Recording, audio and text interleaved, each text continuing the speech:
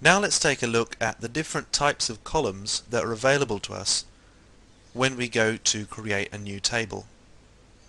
In this movie, we're going to look at the string columns. That is, those types of columns that contain alphanumeric data. Before we do that, however, we're going to introduce two new SQL statements, the select and insert statements, that will allow us to view and add data from our tables. First of all, let's use the database that we created earlier on, and there's only one table so far in the database, and that's the fruits table. We can use the select statement to view the data from the fruits table. The syntax for the select statement is first of all the select keyword, followed by the name of the column or columns that we wish to view from the fruits table.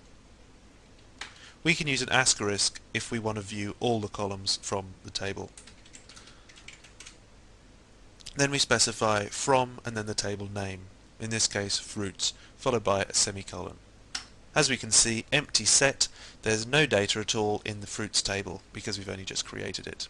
We can use the insert statement to add data to the fruits table. The syntax for that is insert into, then the table name, then the keyword values, then we put whatever values we wish to add. Now, it's expecting alphanumeric data, so we enclose that within quote marks, and we enclose all the values within a pair of brackets. So in this case, apple, comma, green, the different values are separated by commas, and then once we've put all the values into the fruits table that we wish to add, we close the brackets and use a semicolon.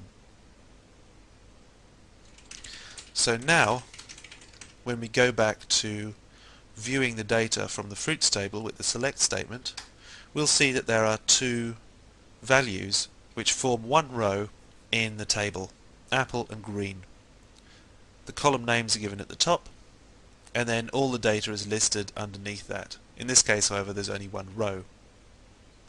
We'll be looking at the select and insert statements in more detail later on in this chapter.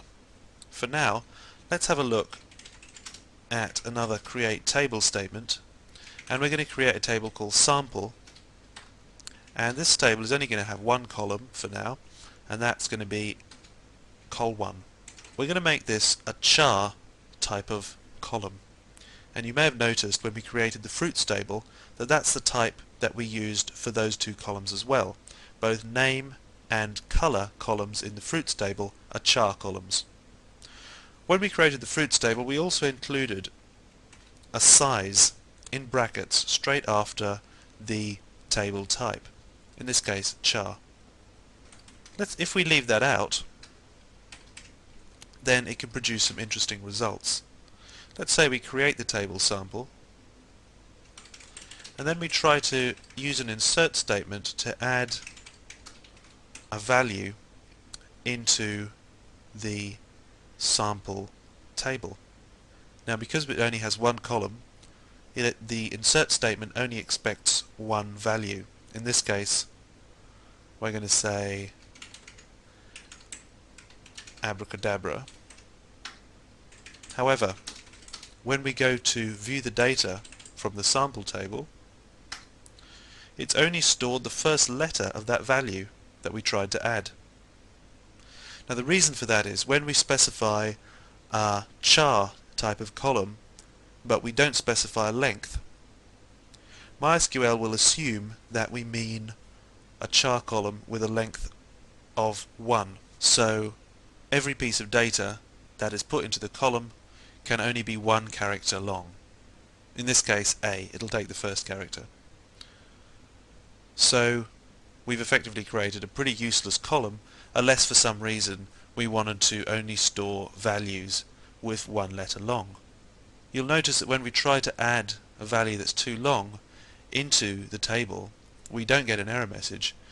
It just truncates the string that we've tried to add and tells us that the query worked okay.